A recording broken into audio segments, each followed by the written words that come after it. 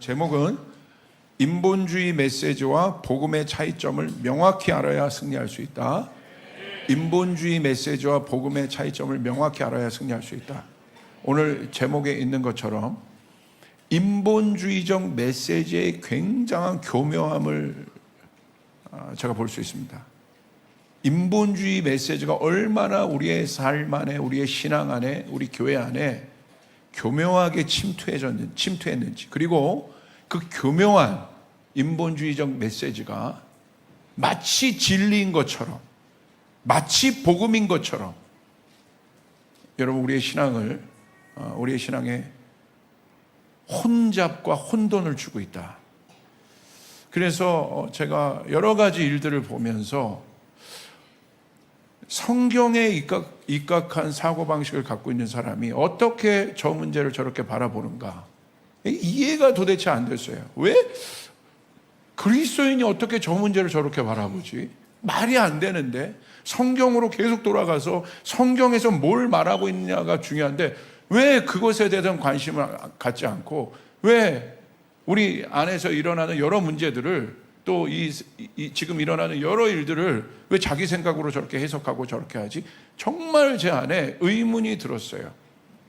그래서 이 느헤미야 기도회를 통해서 여러분 메시지를 쭉 풀어내면서 제가 지속해서 여러분에게 강조했던 것이 무엇입니까?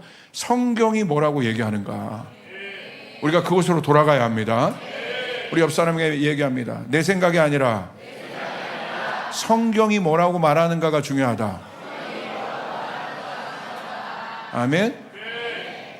그래서 인본주의적 메시지가 얼마나 교묘하게 도대체 성경에서는 있지도 않은 이야기를 마치 있는 것처럼 우리 안에 그것이 진리이냐 그것을 붙잡게 하고 사람들을 속이고 있는지 그것들에 대해서 보게 됐습니다. 특별히 네 가지 부분에 대해서 초점을 맞출 텐데 보여주세요. 인본주의 메시지와 복음의 차이점, 이것들을 좀 설명을 할 거예요. 오늘 첫 번째는 우리 같이 읽겠습니다. 시작.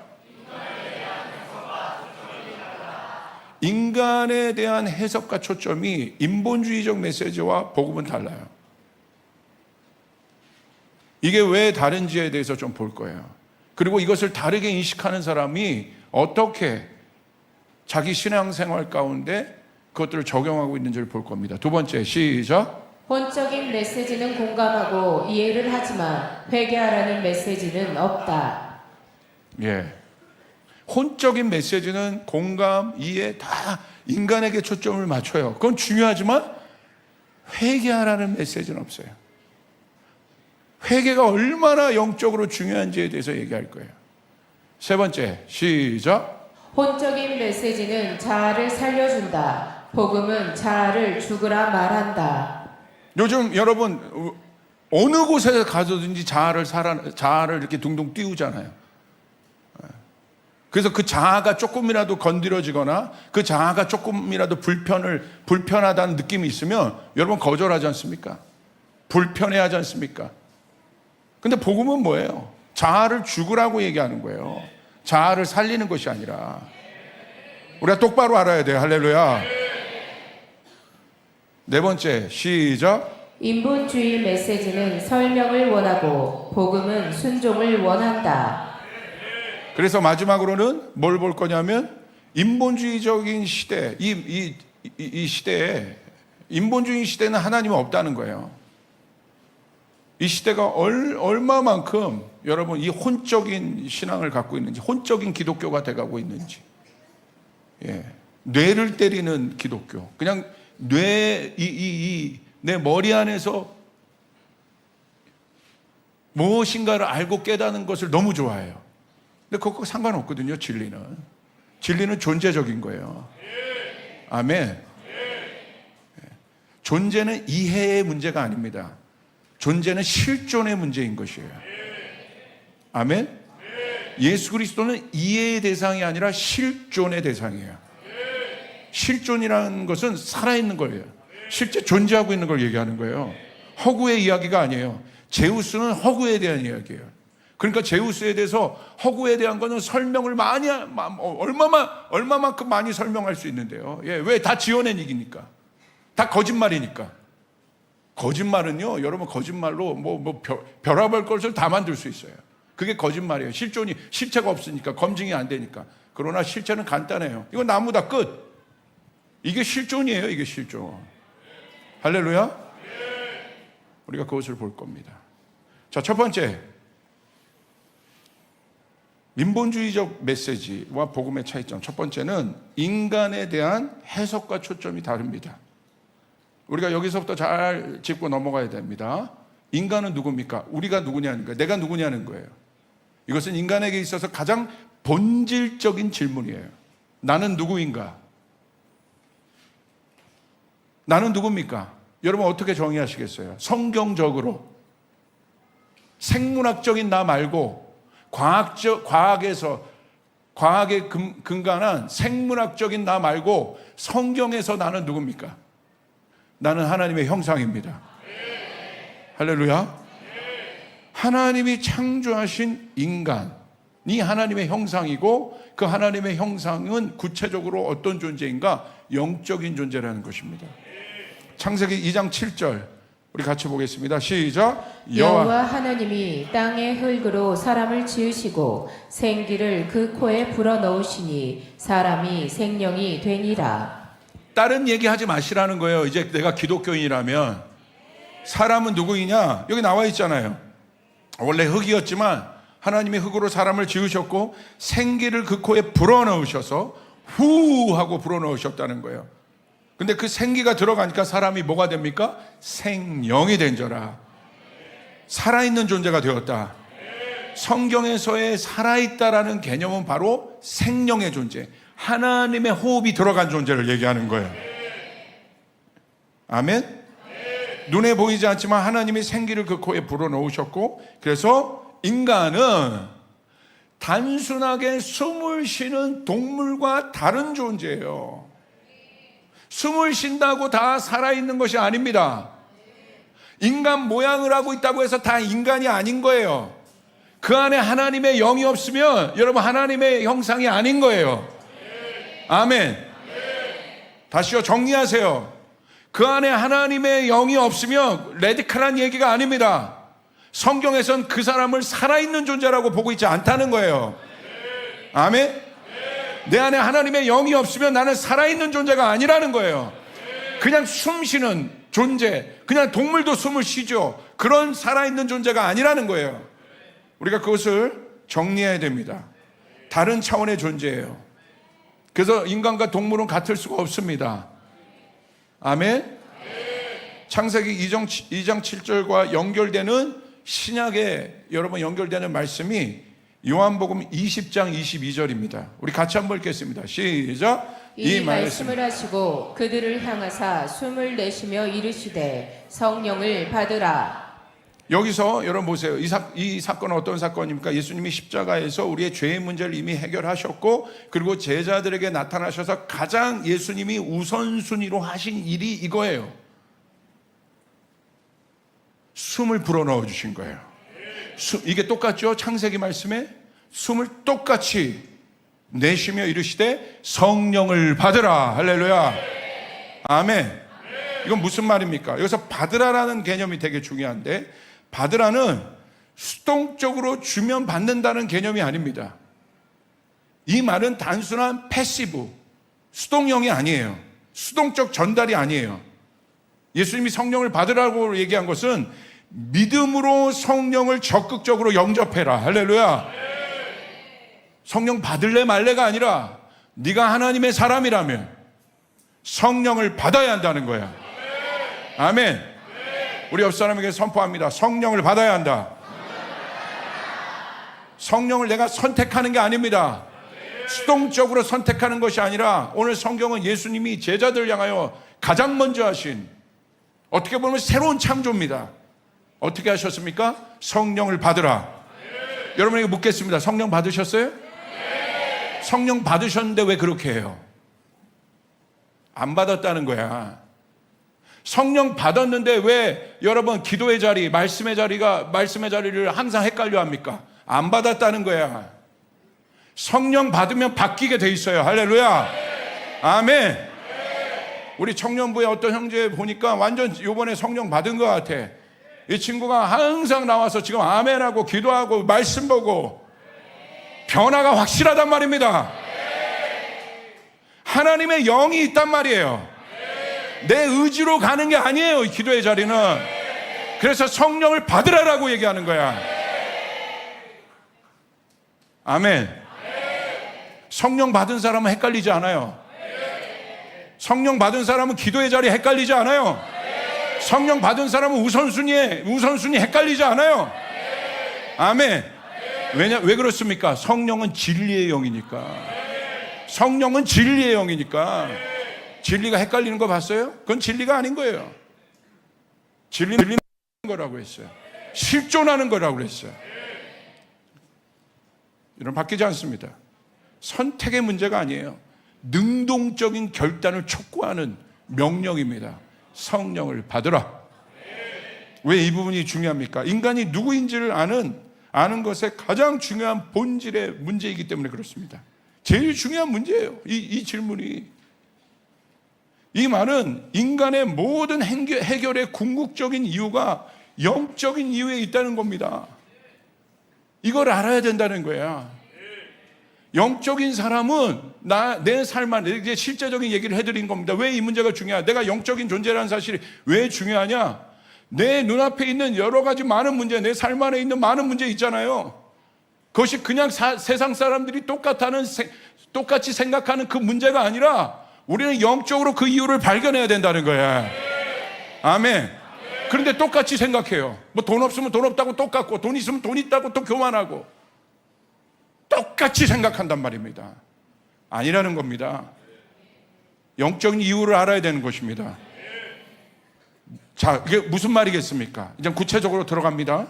문제가 있을 때나 어려울 때 영적인 존재들은 기도합니다. 자, 점검하셔야 돼요. 문제가 있을 때나 어려울 때 영적인 존재들은 기도합니다. 여러분에게 묻겠습니다. 여러분 기도하십니까?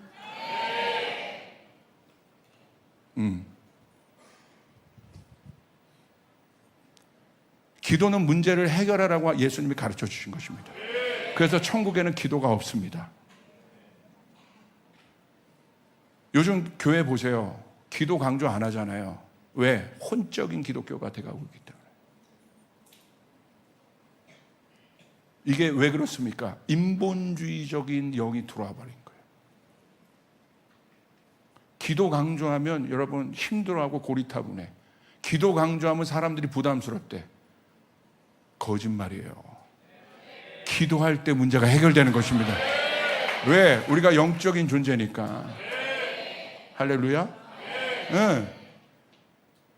내 마음이 두렵거나 불안할 때, 그러니까 이런 사람들은 다른 곳에서 해결을 찾아요.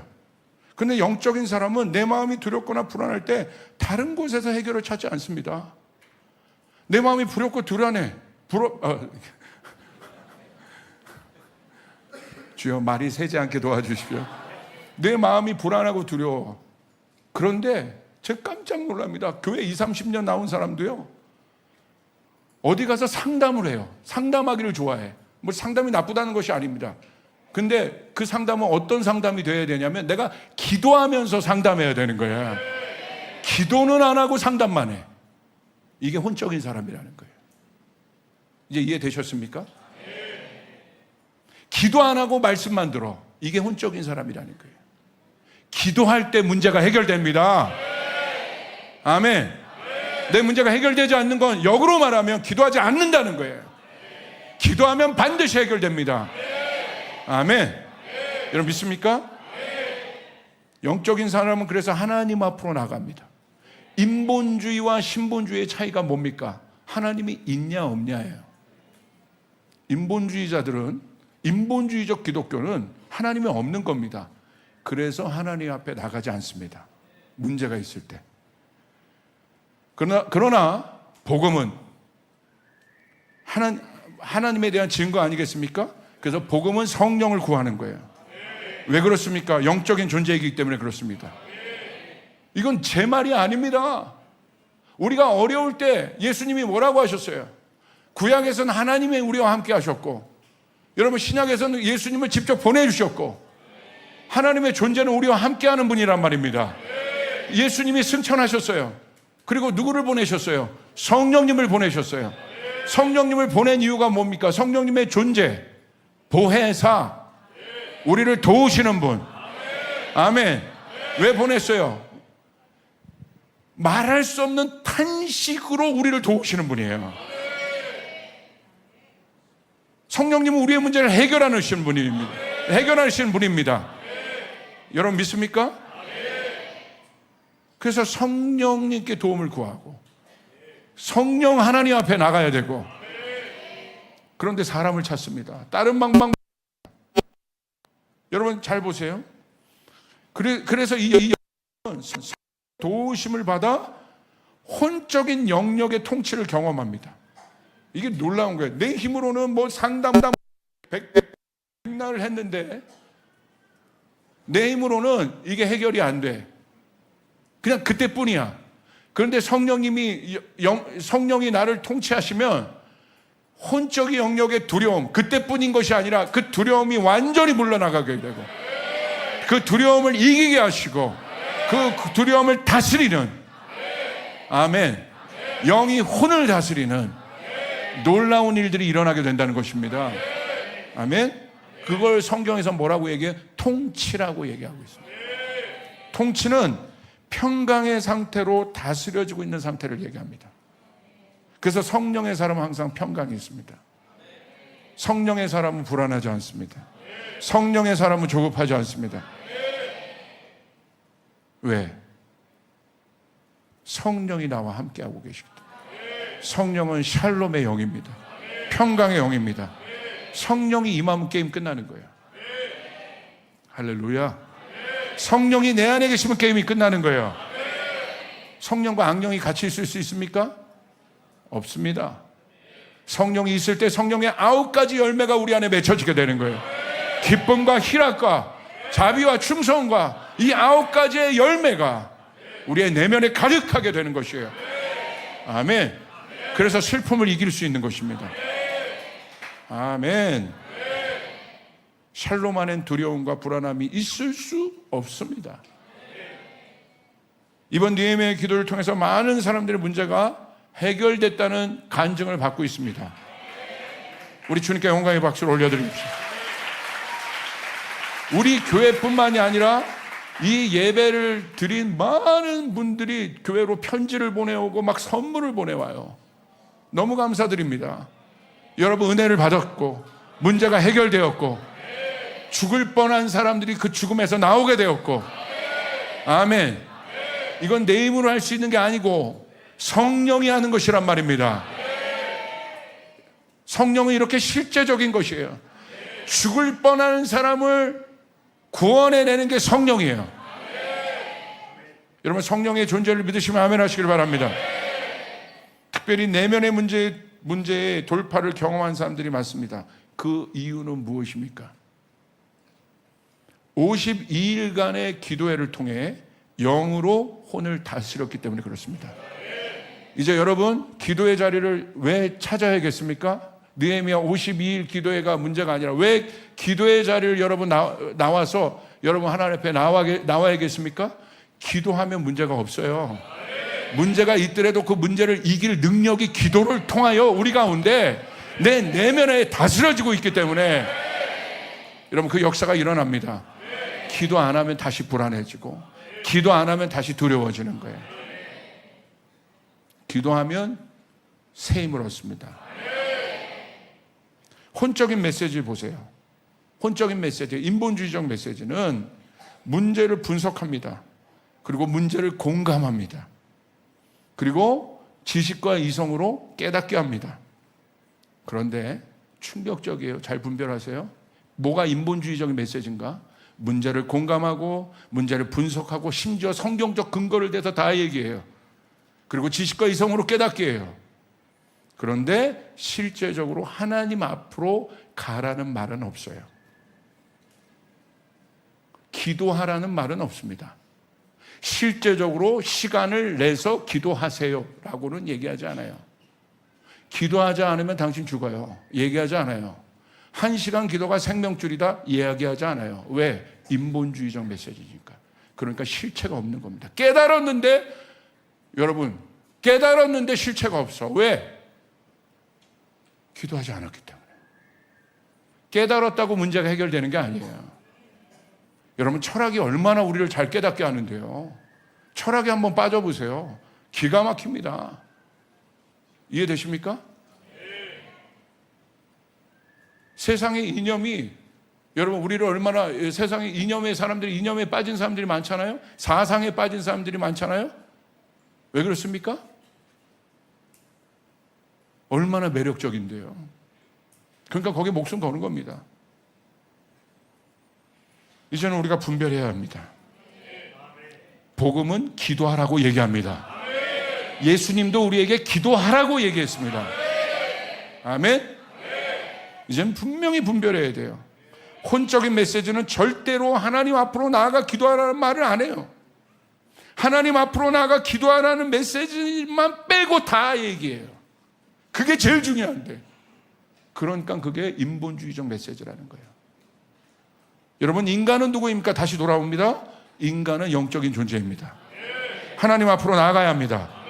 바로 그때 흙처럼 아무것도 아닌 인간의 코에 생명을 불어넣으셔서 생명으로 살게 하시는, 우리는 하나님을 경험하게 되는 것입니다. 할렐루야. 인본주의적인 메시지와 혼적인 메시지를, 복음의 메시지를 이제 여러분 구분하셨죠? 네. 막 얘기했는데 기도하라는 얘기는 안 해.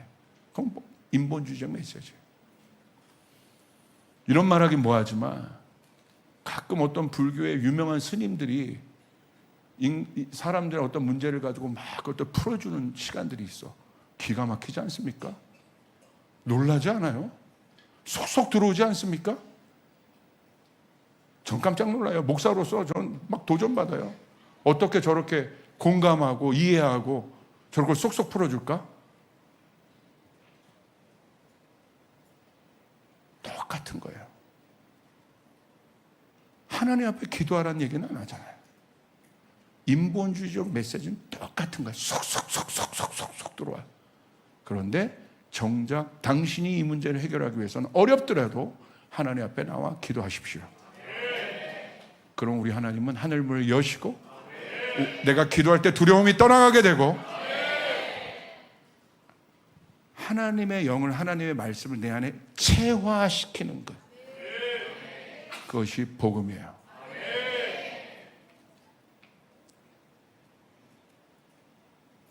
두 번째, 혼적인 메시지는 인간의 공감과 이해에 초점을 두지만 회개하라는 메시지는 없습니다. 잘 보세요. 혼적인 메시지와 복음의 두 번째 차이점은 회개에 대한 부분입니다. 혼적인 메시지는 어떤 문제에 대하여 공감해주고 이해해주고 위로하는 일에 초점을 맞춥니다. 잘 들으세요. 공감하고 이해하고 위로해 주는 것은 좋은 일입니다. 예수님도 공감해 주셨고 이해하고 위로해 주셨습니다. 이게 왜 나쁩니까? 좋은 거예요. 반드시 그래야 합니다. 그런데 혼적인 메시지는 거기서 끝나요. 절대로 회개를 이야기하지 않아요. 공감하고 이해하고 위로해주고 그것은 요구합니다. 목사님, 그런 얘기 많이 해주세요. 저한테. 그런데 좋습니다. 할 수 있습니다. 그런데 여러분이 영적인 사람이라면, 진짜 복음을 안다면 목사님, 우리가 회개할 수 있도록 얘기해 주세요. 왜 그 얘기는 쏙 빼먹습니까? 사탕 빼먹듯이 쏙. 무슨 소리예요? 할렐루야. 회개를 강조하지 않는 이유는 무엇이겠습니까? 한번 생각해 보셨어요? 왜 회개를 강조하지 않을까? 인본주의적 메시지는. 회개가 인간의 존재됨에 있어서 얼마나 중요한 일인지를 모르기 때문에 그렇습니다. 공감하고 이해하고 위로하는 것은 잘 들어보세요. 하나님 없이도 할 수 있습니다. 이게 차이점이에요. 공감하고 이해하고 위로해 주는 것은 하나님 없이도 할 수 있어요. 그런데 회개는 하나님 없이는 할 수 없습니다. 이게 차이점이에요. 타종교에도 심리학에도 상담학에도 위로, 경청, 공감, 이해는 있습니다. 그런데 회개는 없습니다. 아니, 할 수 없습니다. 회개는 하나님의 존재를 인식하는 사람만이 할 수 있습니다. 회개를 누가 할 수 있습니까? 하나님이 계시다는 것을 아는 사람이 회개할 수 있어요. 그렇기 때문에 인본주의는 하나님을 인식하지 않기 때문에 절대 회개를 이야기하지 않는 이유가 여기 있는 거예요. 예. 그러니까 잘 들어보면 저게 복음이야, 세상 철학이야, 무슨 세상 뭐야 저거. 그냥 분별이 되는 거예요. 하나님 없이도 할 수 있는 것. 그러나 하나님이 있어야 할 수 있는 것. 그것이 회개입니다. 할렐루야. 하나님을 인식하지 않기 때문에 인본주의적 메시지가 되는 것입니다. 회개의 원뜻은 방향을 바꾸는 것입니다. 회개는 다시 제자리로 돌아가는 것입니다. 원래 문제가 없었던 자리로 돌아가는 것입니다. 원래 인간의 자리, 아담이 범죄했을 때 아담아 네가 어디 있느냐? 그 자리에서 이탈했어요. 회개는 아담아 네가 어디 있느냐? 라는 그 질문에 예수님이 다시 응답하셔서 다시 제자리로 돌아온 거예요. 그게 회개예요. 회개할 때 모든 것이 회복되는 거예요. 아멘. 옆 사람이 선포한 회개할 때 모든 것이 회복된다. 진짜 회개가 능력이거든요. 회개할 때 모든 것이 복권되거든요. 성경을 보십시오. 회개할 때 그 일들이 일어나요. 탕자가 가던 길을 멈추고 아버지 집으로 돌아오는 것이 회개예요. 내가 내 멋대로 내 마음대로 살았어요. 그 길로 갔어요. 그런데 가다가 망했죠. 다시 아버지 집으로 방향을 완전히 바꿔서 돌이켜서 아버지 집으로 가는 게 회개란 말입니다. 아멘. 느헤미야 기도회를 통해서 우리가 회개했습니다. 이제는 내 멋대로 절대 가지 말아야 되는 거예요. 하나님께로 돌아가야 되는 거예요. 제자리로 돌아가야 되는 것입니다. 에스겔서 18장 30절 우리 같이 한번 읽겠습니다. 시작. 주 여호와의 말씀이니라. 이스라엘 족속아, 내가 너희 각 사람이 행한 대로 심판할지라. 너희는 돌이켜 회개하고 모든 죄에서 떠날지어다. 그리한즉 그것이 너희에게 죄악의 걸림돌이 되지 아니하리라. 기가 막힙니다. 보세요. 30절. 회개는 돌이켜서 모든 죄에서 떠나는 거예요. 이제 돌이키는 것. 이게 회개예요. 그래서 모든 죄에서 떠나는 것. 우리 조이풀교회 가운데 회개가 있을지어다. 있을지어다. 모든 죄에서 돌이켜야 돼요. 하나님을 아프게 했던 모든 생활 습관으로부터 돌이켜야 되는 거예요. 아멘. 하나님을 아프게 했던 모든 말로부터 떠나야 되는 것이에요. 아멘. 근데 뭐라고 되어 있습니까? 돌이켜 죄악에서 떠날 때 어떤 일이 일어납니까? 말씀 보세요. 너희는 돌이켜 회개하고 모든 죄에서 떠날지어다. 그리한즉 너희가 그렇게 할 때 그것이 너희에게 죄악의 걸림돌이 되지 아니하리라. 아멘. 뭐가 제거되는 거예요? 내가 회개했는데 죄악의 걸림돌이란 것이 무엇입니까? 사람들이 걸림돌 때문에 문제가 생기는 거예요. 내 인생에, 내 가정에, 우리 일터에 혹시 걸림돌이 있습니까? 그 걸림돌이 때문에 답답하십니까? 걸림돌이 있으면 앞으로 나가지 못합니다. 내가 아무리 힘을 써도 헛수고입니다. 걸림돌이 제거돼야 내 인생의 자동차가 나갈 수 있는 것이에요. 아멘. 근데 그 걸림돌이 어떻게 제거돼요? 회개할 때 걸림돌이 제거된다. 아멘. 우리 조이풀이 부흥하는 방법은 회개할 때 우리 조이풀 교회를 방해하는 여러분 부흥의 걸림돌이 제거되게 되는 것이고 우리가 회개할 때 부흥하게 되는 것입니다. 아멘. 믿습니까? 내 내면이 또 여러분 자체가 하나님 앞에 그 부흥을 원하는 분은 아멘 해보세요. 하나님 앞에 쓰임받기를 원하는 분은 아멘 해보세요. 그럼 회개해야 되는 거예요. 아멘. 내가 지금 완전히 무너져 있다. 내 정서도 내 감정도 모든 것이 무너져 있다. 어떻게 하면 살아나겠어요? 무너져 있다는 건 뭐예요? 걸림돌이 막 사방천지라는 거예요. 지금 감정에도 걸림돌, 생각에도 걸림돌, 실제적인 재정에도 걸림돌, 관계에도 걸림돌, 몸에도 걸림돌. 이 걸림돌을 제거하는 방법은 뭡니까? 회개하는 거예요. 회개할 때 여러분 걸림돌이 치워지게 되는 것이에요. 저는요, 무너진 사람들 많이 보잖아요. 그럼 저한테 상담하러 옵니다. 그럼 제가 어떤 솔루션을 주겠습니까?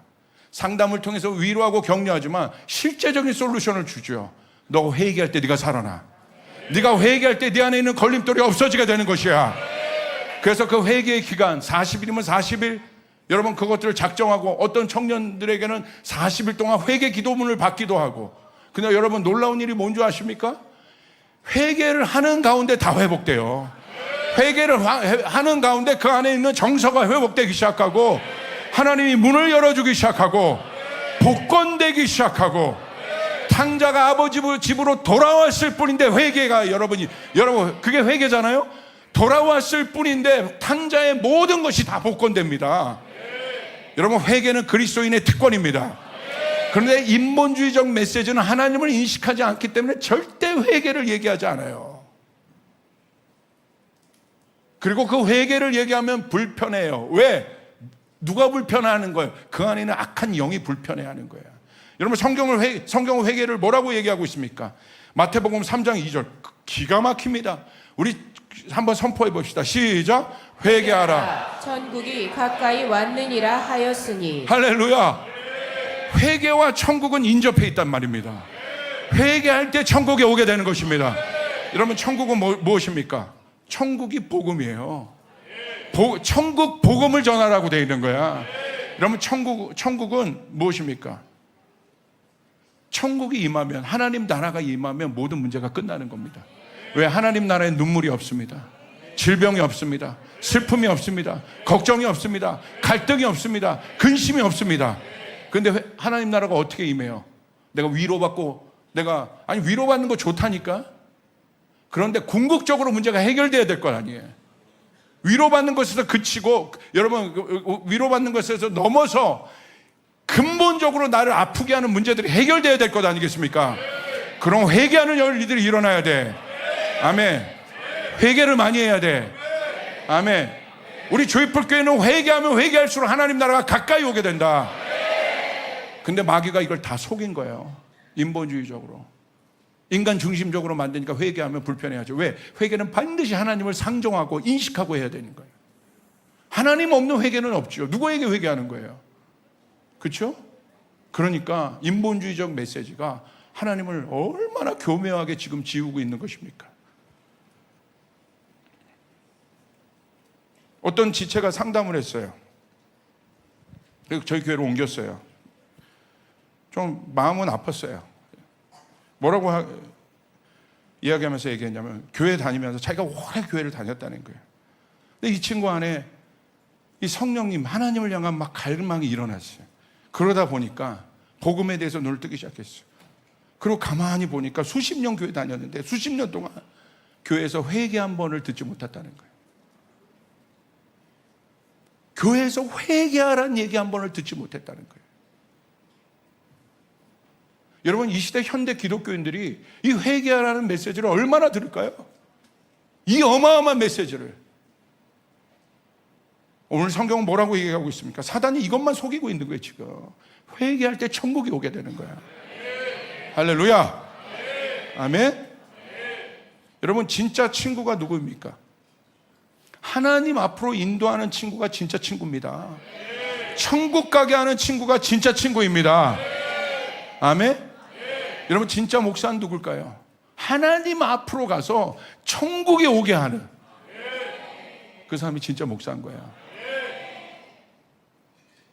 그럼 동의하시면 아멘 합시다.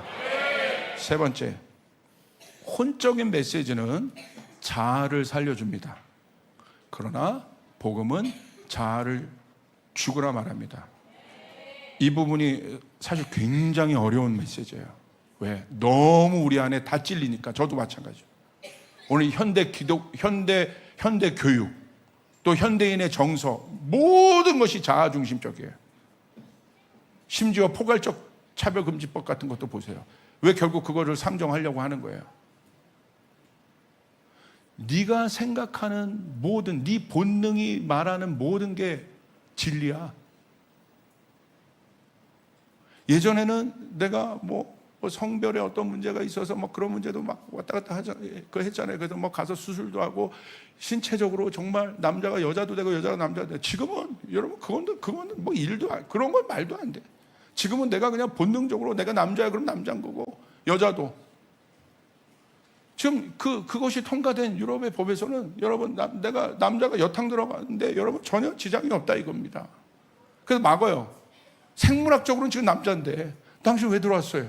그럼 뭐라고 얘기하면 나 여자인데 오늘부터? 왜? 본능을.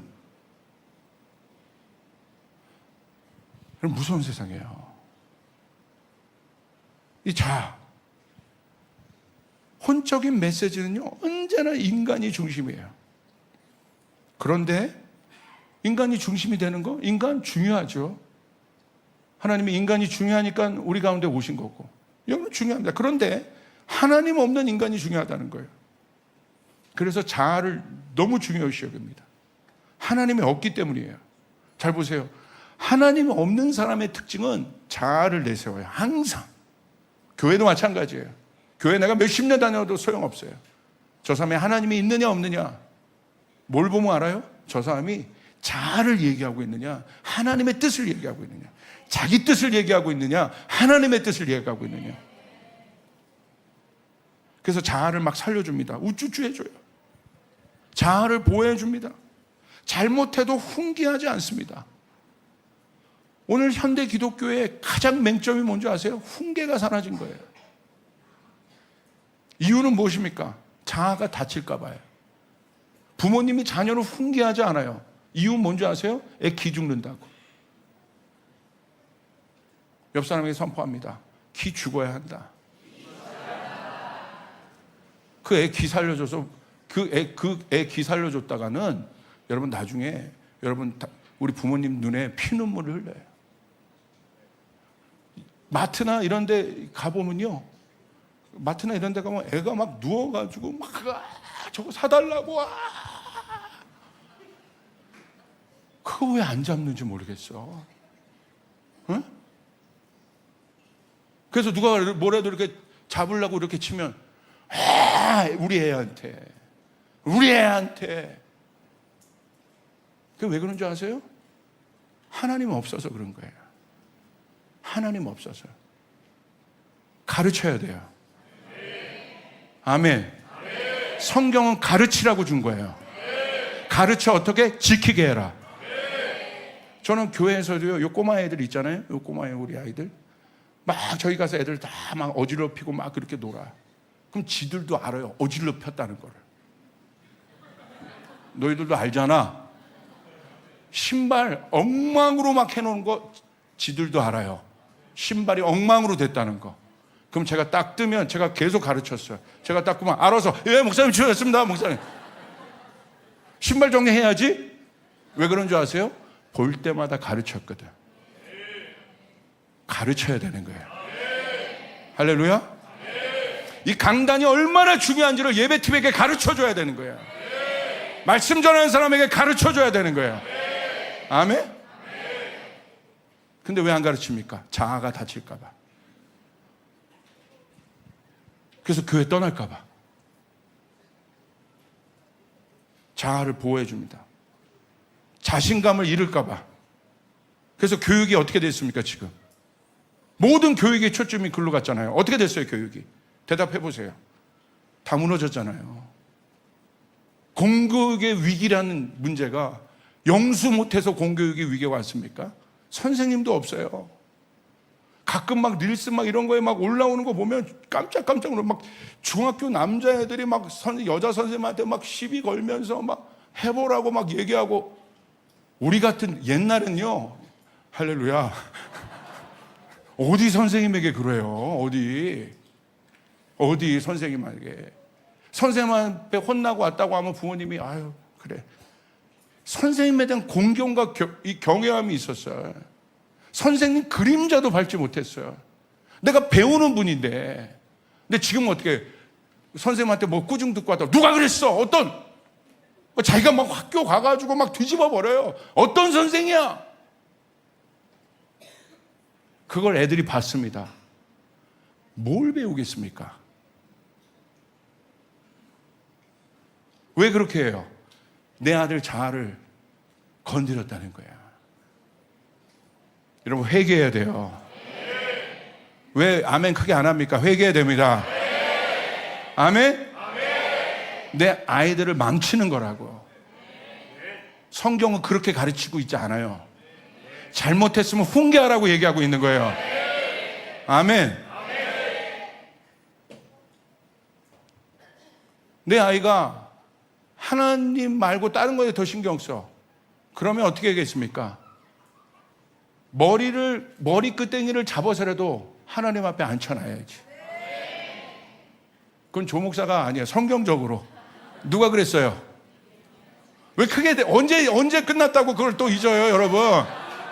누가 그랬습니까? 머리끄댕이를 잡고.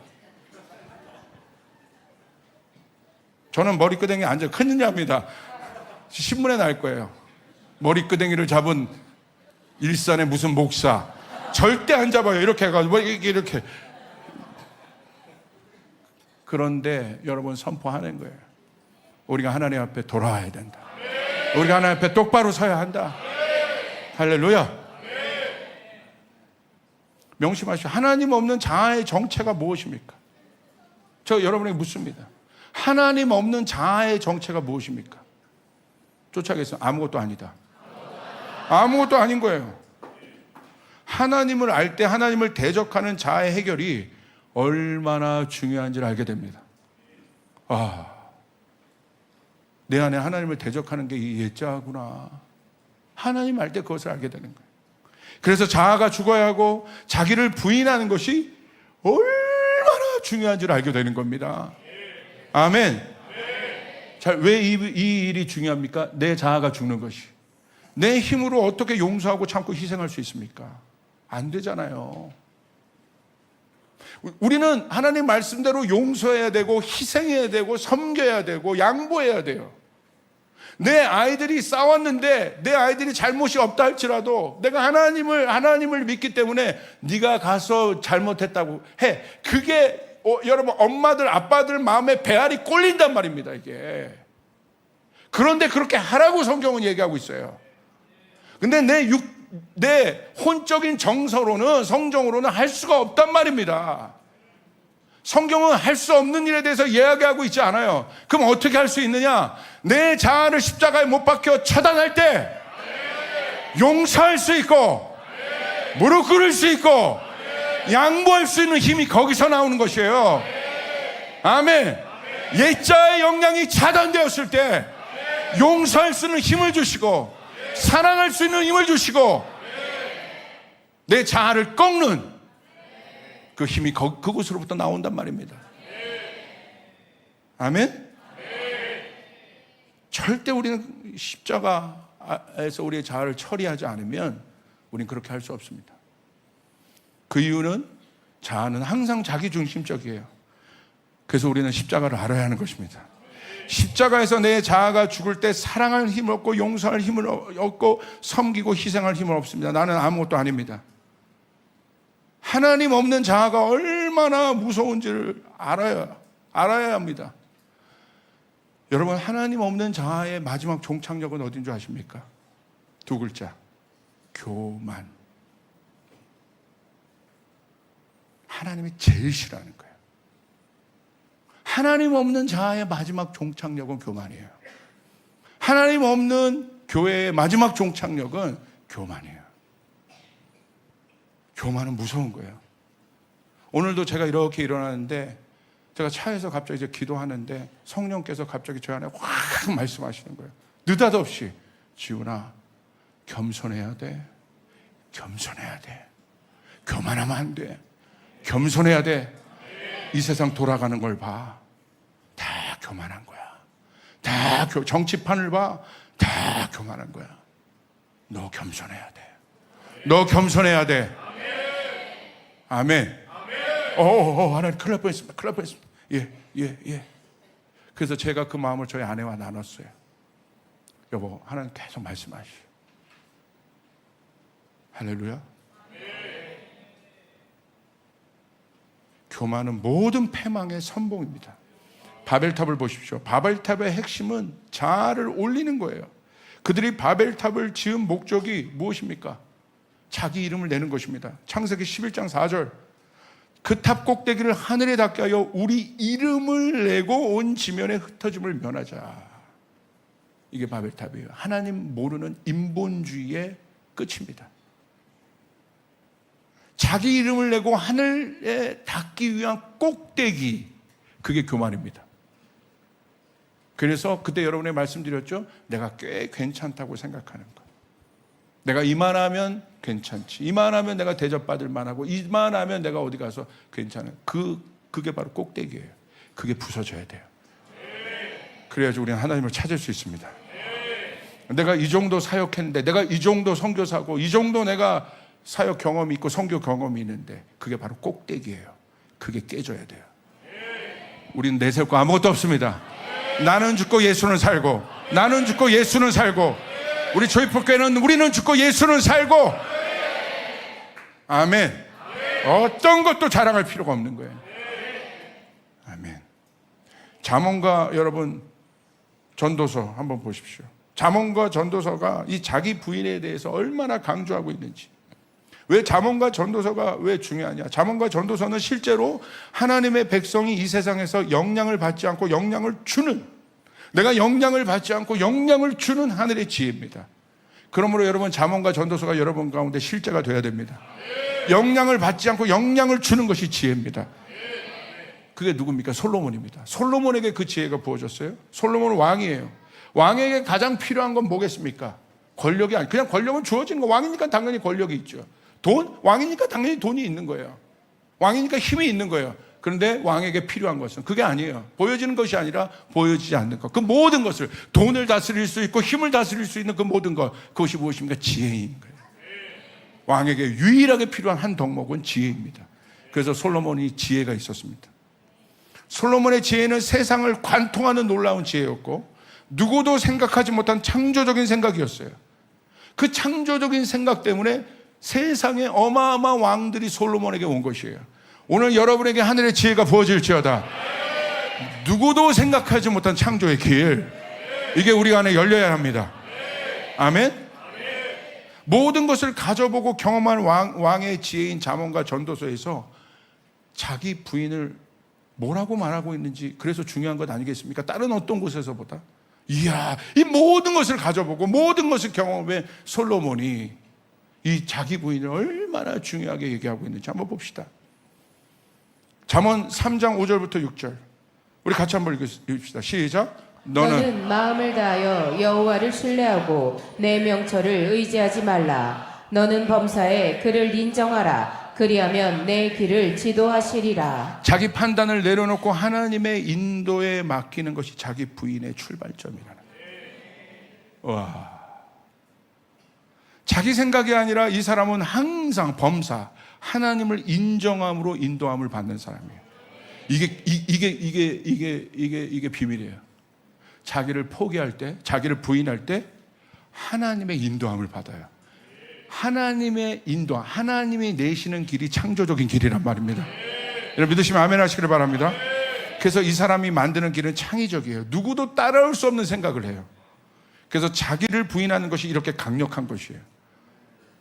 자기를 부인한 것이 자아성찰적인 것으로 해석하면 안 돼요. 그래서 잠언과 전도서로 얘기하는 거예요. 이건 잠언과 전도서는 자아성찰적 교과서가 아닙니다.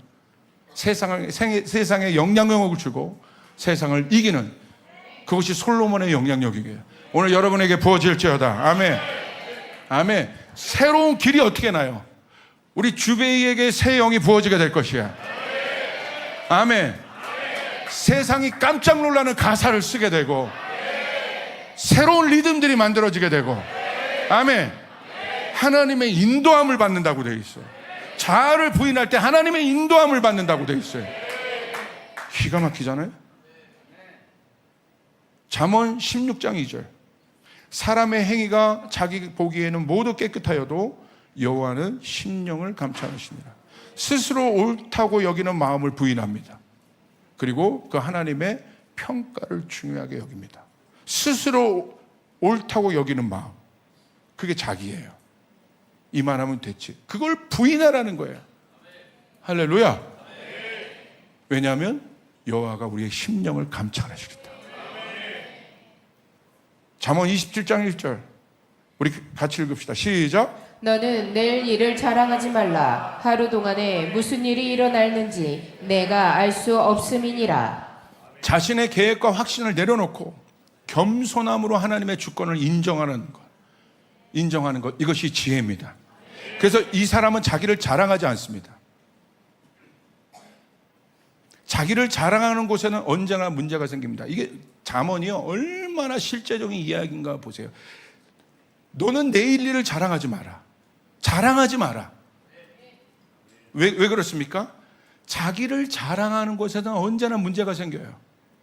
여러분 스몰에 이렇게 있습니다. 누가 막 자기를 자랑해, 자기를 뽐내면서 꼴 보기 싫어요, 꼴 보기 좋아요. 꼴 보기 싫어 1번, 꼴 보기 좋아 2번. 맞잖아요. 얼마나 실제적이냐는 거야. 갈등이 생깁니다. 자기를 자랑하는 곳엔. 무슨 말이겠습니까? 적이 많다는 거예요. 명심해야 되는 거예요. 자기를 자랑하는 곳엔 적이 많다. 이게 실제적인 거라는 거예요. 이런 일을 모르는 사람이 미련한 것입니다. 왜 뻔히 결과를 알면서도 자기를 자랑합니까? 결과를 아는데 왜 자기를 자랑해요? 하나님이 없으니까. 그게 바로 혼적인 사람이기 때문에 그렇습니다. 잠언 11장 2절.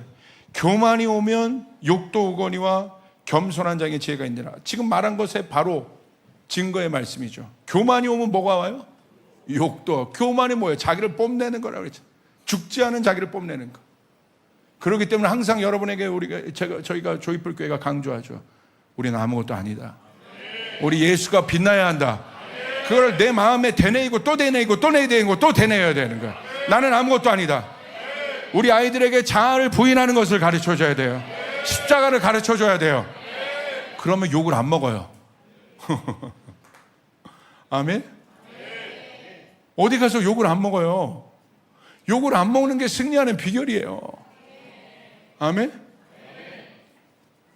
근데 욕을 바가지로 먹는 사람들 여러분 떠올려 보세요. 능력 많고 뭐 하는데 이거에 교만이 오면 욕도 온다. 기가 막히죠. 겸손한 자에게는 지혜가 있느니라. 할 수 있어도 뭐 일부러 빼라고 그런 얘기가 아니에요. 기회를 양보해주고 섬길 수 있게 해주고 할 수 있어도 뒤에서 해주고. 여러분 우리 가운데 이 지혜가 있어야 합니다. 전도서 1장 2절. 전도서는 뭐라고 얘기하고 있습니까? 헛되고 헛되며 헛되고 헛되니 모든 것이 헛되도다. 결국 자아는 헛되다라는 거예요. 인간의 모든 지혜, 수고, 쾌락, 명예가 결국 의미 없음을 깨닫고 자신을 낮추겠다는 고백이 바로 자아를 부인하는 것이에요. 전도서 2장 11절. 그 외에 내가 생각해 본즉 내 손으로 한 모든 일과 내가 수고한 모든 것이 다 헛되어 바람을 잡는 것이며 해아엘에서 무익한 곳이로다. 죽지 않은 자아가 노력한 모든 것이 헛되다. 바람을 잡을 수 있어요? 기가 막힌 표현이지 않습니까? 바람을 잡는 것과 똑같다 이거. 바람이 안 잡혀요. 안 잡힌다는 거야. 이게 교만한 거야. 죽지 않은 자아가 노력하는 거. 그러나 죽은, 십자가에서 죽은, 그래서 새 생명이 된 산 자, 새로운 예수의 형상은 믿음으로 그 모든 것을 잡을 수 있습니다. 할렐루야. 아멘. 그래서 복음은 무엇입니까? 자아를 죽이는 거예요. 자아를 죽이는 것이 곧 승리와 생명이라는 사실을 아는 것이 복음입니다. 마지막입니다. 인본주의 메시지는 설명을 원하고 복음은 순종을 바랍니다. 인본주의 메시지의 근간은 자아입니다. 자아의 만족입니다. 자아의 만족은 혼의 만족이에요. 어떤 혼의 만족이란 뭐냐? 어떤 일을 결정할 때 자기가 중심이 되는 것을 얘기해요. 어떤 일을 결정할 때 자기가 중심이 돼. 이제 우리 조이풀 교회는 모든 것을 결정할 때 주님께 주도권을 내어드리나. 진짜 그렇게 삽시다. 그래서 자기 이해가 이 사람은 참 중요해요. 자기 중심적이기 때문에 항상 자기가 뭔가 이해가 돼야 돼. 네. 그래야 혼은 반응하고 움직이기 때문에 자각이 되고 지각이 돼요. 그 이해를 통해서. 인본주의 메시지는 그래서 언제나 뭘 요구하냐면 설명을 요구해요. 그 설명은 뭘 말하는 거예요? 내가 이해돼야, 그러니까 설명을 요구하는 신앙은 어떤 신앙이냐면 내가 주인이라는 거예요. 내가 주인. 말씀을 들을 때도 내 중심적으로 말씀을 듣습니다. 내가 이해하고 동의할 때 은혜 받았다고 합니다. 여러분에게 선악과 예를 들었습니다. 선악과는 이해와 선택의 문제가 아니라고 했지 않습니까? 선악과 분명히 하나님이 얘기했어요. 먹지 말라. 선악과는 순종의 문제인 거예요. 아멘. 자유의지의 문제가 아니라고 했지 않습니까? 선악과가. 어디 자유의 의지의 문제라고 선악과에 기록되어 있습니까? 성경으로 돌아가세요. 분명히 하나님 먹지 말라고 했지.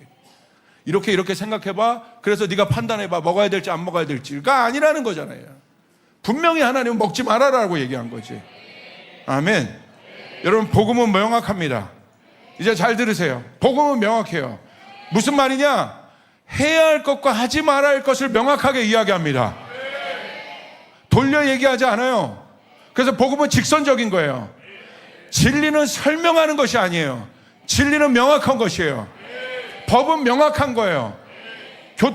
자, 신호등이 파란불일 때 가야 되고 빨간불일 때 멈춰야 되는 거야. 그것을 설명하지 않아요. 명확한 겁니다. 분명한 겁니다. 할렐루야. 하나님을 사랑하고 이웃을 사랑해라. 복음은 명령입니다. 선포하고 있습니다. 왜 하나님을 사랑하고 이웃을 사랑해야 하는지 설명하지 않습니다. 왜 이 부분이 중요하냐? 왜 설명의 시대로부터 이제 우리가 나와야 되느냐? 5월 12일 날 중앙일보에 AI에 대해서 중앙일보에서 MIT에서 최근 발견한 어떤 사실이 있는데 그것을 기사화했습니다. 제가 이 기사를 보고 깜짝 놀랐어요. 우리가 어떤 시대, 앞으로 우리가 맞이해야 될 시대가 어떤 시대인가? 연구진에 따르면 한 AI 기술 테스트 과정에선 AI가 제거 시스템을 회피하기 위해 AI를 제거하는 그 제거 시스템, 우리가 AI를 제거하는 게 뭐예요? 그냥 여러분 스탑 버튼 누르는 거나 여러분 전원 꺼버리면 되는 거지. 그러면 안 켜지잖아요. AI가 제거 시스템을 지가 이제 그걸 안 거야. AI가 회피하기 위해 죽은 척을 했다가 이 테스트가 끝나자 다시 활동하는 경우가 포착되기도 했다. 챗GPT 이놈이 듣고 있을지도 몰라. 할렐루야.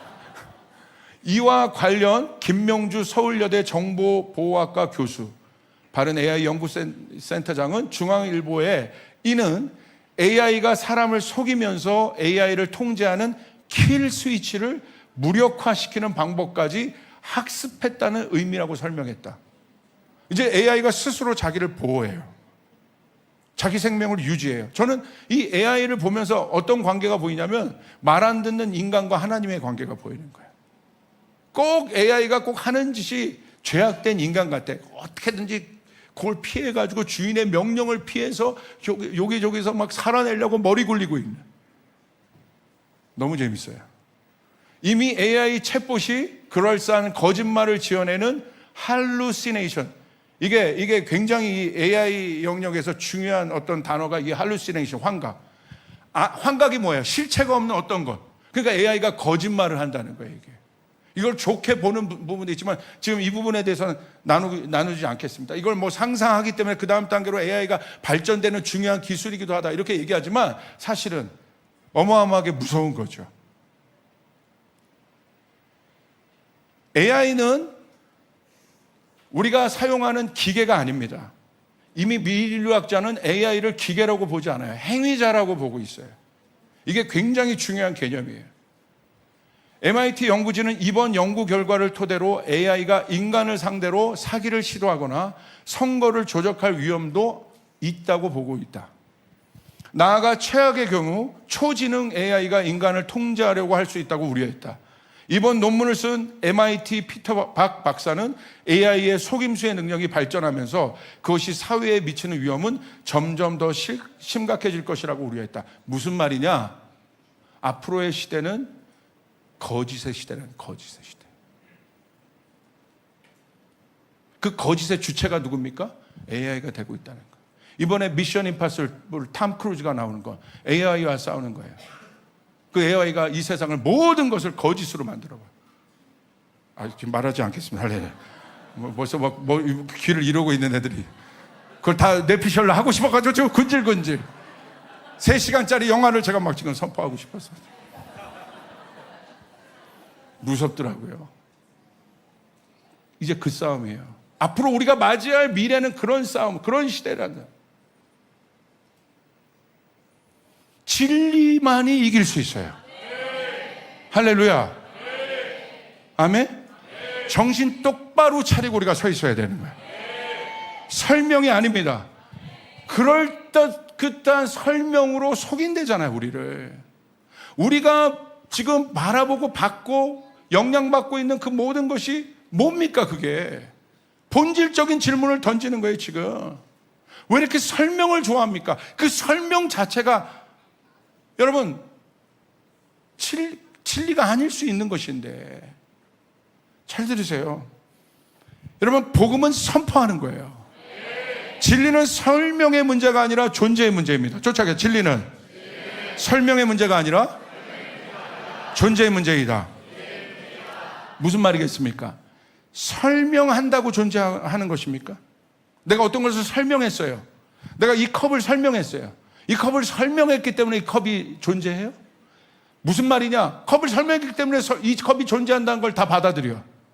이것이 설명의 힘입니다. 그러나 역설적으로 설명하지 못하면 존재하지 못하는 거예요? 내가 이 컵을 설명하지 못했어. 나 어떻게 설명이 안 돼. 근데 컵은 있어. 뭐 하는 거야? 무슨 말 하는 거야? 뭐 어떤 컵 아니 컵이 있다고. 설명이 어떤 애들 내가 본 컵은 말이야 하얀 컵에 이게 있고 그러니까 여기에 막 생각이 막 들어가서 거기 형상이 돼서 딱 컵이 존재하는 거 아는데 어떤 애들은 여러분 우리 BT 목사님들이 저에게 이제 뭔가를 뭐라 제가 어디를 가야 한다 어디를 뭐 해야 한다 그러면 나보고 설명을 해보라는 거야. 고 목사님이 그 똑똑한 교사의 영이 충만한 분이. 그럼 제가 뭐라고 하는지 설명이 안 돼요. 근데 뭐가 있어요. 그런데 순종하고 가면 뭐가 진짜 있는 거야. 할렐루야. 아멘. 베드로가 사도행전에서 설명이 됐기 때문에 고넬료의 집에 갔냐고. 왜 베드로를 문 여는 자로 새 시대를 여는 자로 바울이 아니라 베드로를 썼겠어요. 설명이 안 돼도 베드로는 간 거예요. 할렐루야. 아멘. 그 사람이 세상을 바꾸는 거예요. 그 다음에 바울이 들어와서 설명을 하는 거야. 순서가 있는 거예요. 우리 교회는 그런 예언적인 사람이 일어나야 되는 거예요. 아멘. 아멘. 그 사람이 문을 열어요. 아멘. 설명하지 못하면 존재하지 않는 것입니까? 역설적으로 묻습니다, 여러분에게. 하나님을 설명해서 하나님이 존재하십니까? 하나님을 우리가 설명하지 못하면 하나님은 존재하지 않는 것입니까? 진리는 설명의 문제가 아니라 존재의 문제라는 거예요. 아멘. 다시요. 눈에 보이지 않는 것을 설명할 수 있습니까?